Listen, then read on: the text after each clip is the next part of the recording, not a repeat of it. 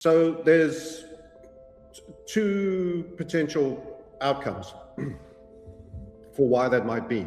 One, people who buy stocks are a different group of people than industrialists that need silver.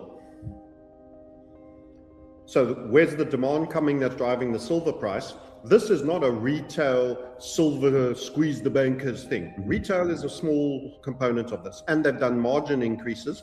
And by the way, key point on that, margin increases have put more pressure, upward pressure on the price, not downward. And I'll explain that in a bit if you want me to drill further on it. But anyway, let's park that for now. So this is a producer, a desperate producer-driven, physical demand-based bull market. It's not a, hey, all the libertarian free us from the Fed guys are using leverage to squeeze the banks. The effect is the same, but it's not being driven by us.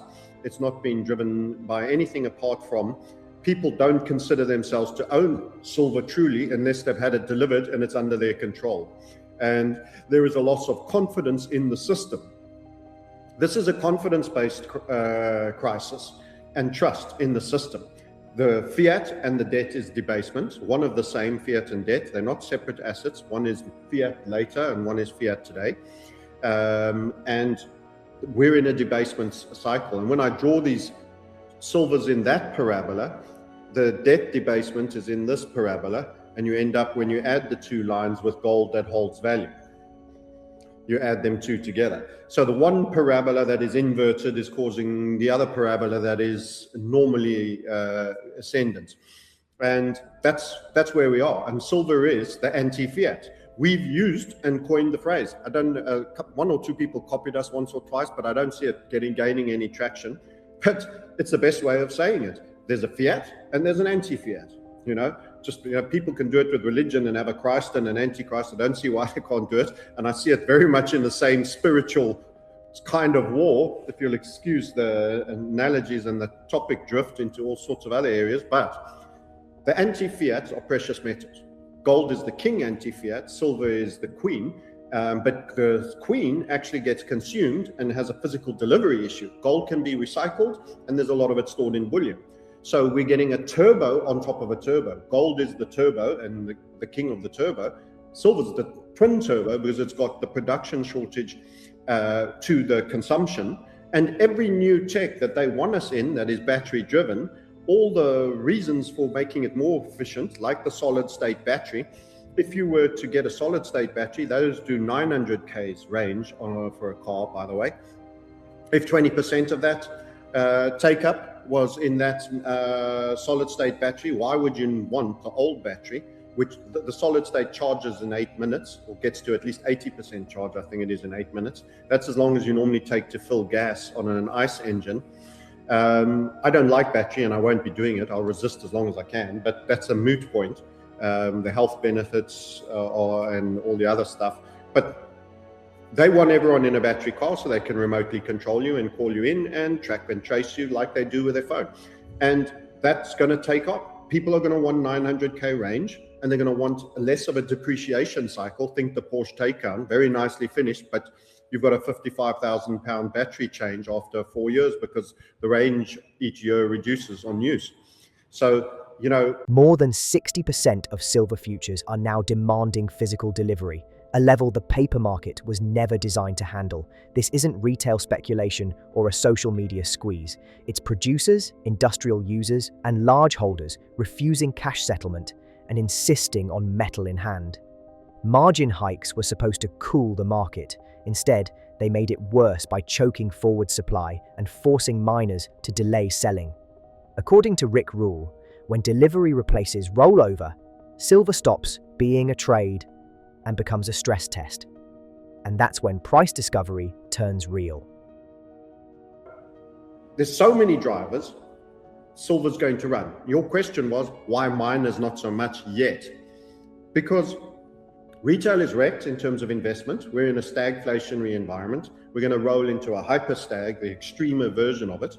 You've been in a sustained recession in and out if it was truly covered with real statistics, not the fake employment and the fake inflation numbers that you'll be giving. You've been told that, consumption was good.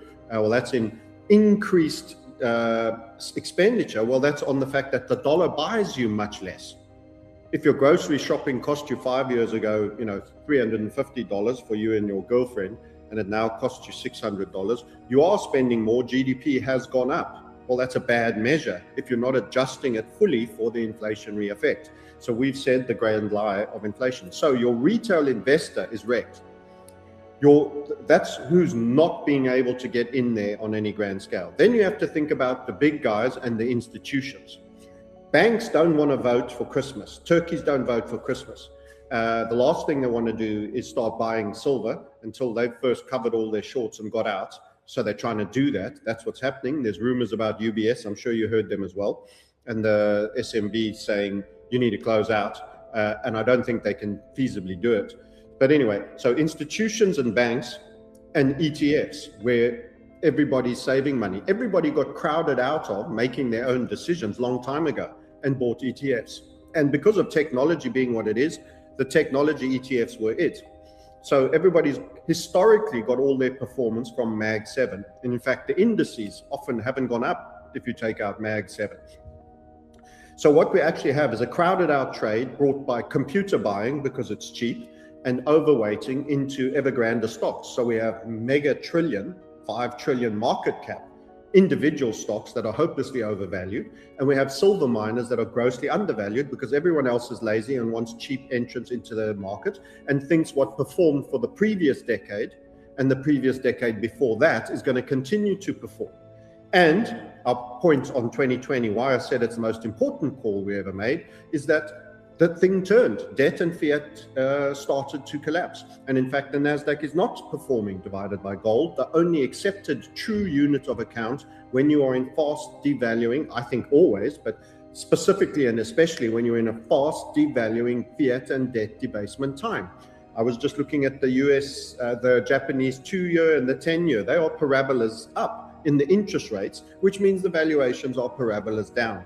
And they are a slave nation that will be buried with the Pharaoh king, the dollar, as is, I suspect, Korea as well. So we're looking at these fundamentals and saying, divided by a gold ounce, actually there's very few things going up, except silver miners, despite not really responding recently. They did well over 125% last year, some 130. So there were big movers in that. But is it in the interest of the cartel to normalize investment into silver mining? They don't want you to be rich. They want you in a Mag 7 paying for the surveillance state. When you buy and increase the market cap of the surveillance state equities, such as Facebook, Microsoft, etc., you give them cheap equity for which they can consume any rival products, anything else. You give them massive leverage, massive power. And of course, BlackRock controls them because everybody's used an ETF. That's what they want. They don't want mining companies and resource companies becoming the new bull market. They want the cheap currency that helps them build out the surveillance state that they want to drop over you, the grid, the prison grid that is coming. So if you think about it, the system is not geared. Thirdly, the liquidity, because it's a self-fulfilling prophecy as well. Rather than being something, if you're at the extremes, you automatically get withdrawn back to the mean. Some models, if you're at the mean, you get pushed past to the extremes. Once you've created such liquidity availability on the Mag 7, and you have this huge hoard of money going into the ETF, you can't plug it into these tiny cap silver miners, even the biggest of them. You'll absolutely moon them, and you'll have a massive pump. You would have to add slowly, incremental additional flows of capital until the market cap has grown, the tradability has grown, so that you could continue to pour more. There's almost a function of size begets more size. That's what I'm talking about, going to the extreme. And if you're on the small side and you lose interest, you aren't covered by analysts, you get less interest, less people trade it, less liquidity. You can't buy out other companies. No one wants your stock. It doesn't go up enough. You fall off the radar, and eventually you become a nothing penny stock with a few people that might know what your business is about. So that's the polarity from the mean towards the extremes. Mag 7 was on the positive side and has been fostered positively. Resource and mining is that old hat. What's that all about? The epoch changed in 2020, and this is how long it takes for people to realize, and they still haven't realized it yet. More 120 plus, 130 plus years, then you'll be ready for a 300% year. That's how I see it happening, and that's why we're still early in this, and that's why there'll be catch up. And watch the earnings seasons when the miners start delivering unbelievable numbers. And I hope they're on hedging, because I'll come back to that point later if you want to dig deeper on why margin reductions are actually pumping silver, not reducing it. But that's my answer. It's the industry got old schooled. It got dulled, and it lost capital flows, and you need size to build more size. One of my guests that I've had on recently made the conclusion that they're keeping the mining stocks down to keep a lid on the overall gold and silver sector down, more specifically the silver sector down, because if these mining stocks, yeah. That was me. That was my conspiracy theory. I don't have facts for, but that's me spitballing. Inherently, it's not. So they've resisted and suppressed the market. They first, and the smaller market that they could hold down was the silver market. They're doing that. Now we've run out of delivery space. They have to let the silver price do some price discovery. But what you do is, if you keep the resources down, you keep the interest, because America is stock traders. They're into their property values, and even more, they're stock trading nation. So you don't want it, and they could actually keep structural shorts, various other things on individuals. In fact, First Majestic had a very high short number at one point on them, known short number. And it's intentionally ignore giving excess coverage. How many times do you turn on CNBC? I don't turn them on at all, really, but occasionally I look just to see what the lie is of the moment, and you actually see them talking about Heckler or First Majestic and their incredible reports. Have you seen Keith Neumeyer on Business Night? No, they bring you Zuckerberg, Nvidia. You get him 20 times in a year, at every conference and everything, and Gates and all of that. They've created who's cool. This is Hollywood. They choose the actors they're going to promote and who they pay, and they actually want to keep the ones that do damage to their cause out, that speak too much truth. And that's a club. And, the silver miners aren't in that club. But eventually, just like for silver and the suppression game, numbers talk and BS walks, and they're going to be turned into cash cows, hemorrhaging cash cows. And the less they hedge, in fact, the more the price is going to go up and the more profit they're going to make. And eventually you're going to have something that's going to be on such ridiculously low PEs that they're going to start running. And that will come, like everything, but everything takes time. And I think they've actively resisted adding coverage to the industry as a whole and the miners. And I think the ESG part of that, the ESG part prior to this collapse, very much worked to help take the knees out of mining and resources company. We were meant to see them as dirty old businesses, and they did a lot of damage, and that's going to be wound back. Yeah, here's a chart, SIL divided by silver. So silver miners priced in silver, and as you can see here, it's pretty much at all-time lows. Yeah, but you know what fixes that? Earnings and dividends. Mm-hmm. Earnings reports and dividends. Eventually, the Benjamin Grahams, the true Benjamin Grahams, the descendants of Benjamin Grahams, will be massive buyers of silver. And eventually Warren Buffett himself won't be able to ignore it. But right now, he's like, oh, it's a rock in the ground, dug up out the ground, and then put somewhere else in the ground. Well, actually, you were the cash flow guy. You were the low PE value-based investor guy. You were supposed to be. You studied at Graham's knee. So eventually the value investors will be wailing in there, and resource will get its recognition. But you've got to realize we've had 2.5 decades since the dot-com and the run into the dot-com. You can take from 96 even, Cisco, all of it, and into that boom. And then we had a little bit of housing when it wasn't going so well, back into the boom. They've trained an entire generation. And they've created a vehicle. Don't underestimate the role ETFs have done with weighting by market cap. They keep adding more money onto the ones that have already got big, so that the big get even bigger. And that starves money from the ones that have been ignored, and they get smaller generally, until the news and the noise they're making in terms of outcomes far exceeds the other things. Then you get people going, hold on, why am I paying 0.5% for an ETF that's going to just buy me Microsoft, Nvidia, and I'm not comfortable about these valuations when I can go buy for myself 5 silver stocks that are hemorrhaging dividends? Yeah. Well, you mentioned the margin hike requirements earlier in the show.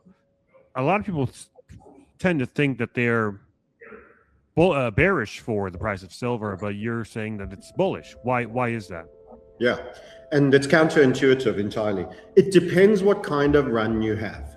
So when you had sort of Wall Street silver chase, and it's all small retailers all taking leverage and buying and hitting the stack, what you have is a speculator with leverage-based boom. And the way you kill a speculator with leverage-based boom is your up margin requirements. So the main mover of the market is the speculator who's been given too much leverage or has managed to get access to any amount of leverage, and you make that leverage more expensive, less available, and much more capital down. You do those 3 things. It's the same as house prices. If you have to put more money down, the interest rates are going higher, which we're predicting, by the way, with the debt-based collapse. You can afford to pay less. You can't chase for that house, and prices come down because everybody else that's relying on a mortgage is in the same boat as you. That's how you cull and take the knees of a speculative with leverage, retail-driven market. Now you've got to ask, is this market that market? A retail speculator with leverage markets? No, you and I might be doing that, but we're the sideshow. We're ants. This is major industry, physically demanded market. So what's different about that, and what is the net effect of that? Well, what happens is when you increase margin, the way the futures market work is the buyer has to put more margin down and might pay more interest for the lesser margin that he gets to run in and whale in. But the same applies to sellers who do sellers contracts. You might say, okay, but why is that a problem? That means they're less selling. No, the mines sell in the futures market, and it goes up by day, the cost as well. So the longer they're in, the more it costs them to hedge, and they sell forward production.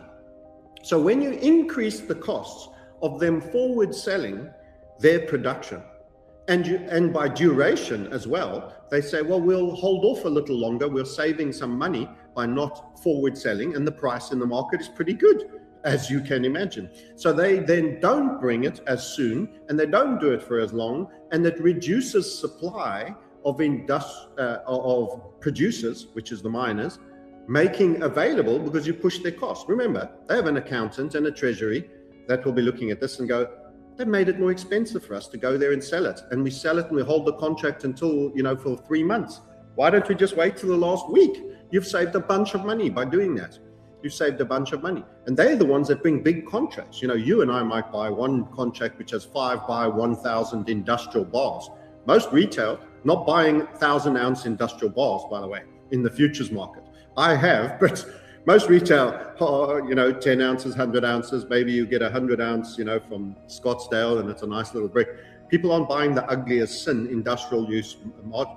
So it's not retail that's actually pushing the futures price up. And if you make the cost higher, people will be more tight and delay offering that contract. So what actually happens is you're killing the offer stack. There's a bid stack. There's the midpoint where the trade is taking place and it's flickering along, a little bit up, a little bit down. And there's all the offer stacks. At that price, I'm happy to sell my forward production.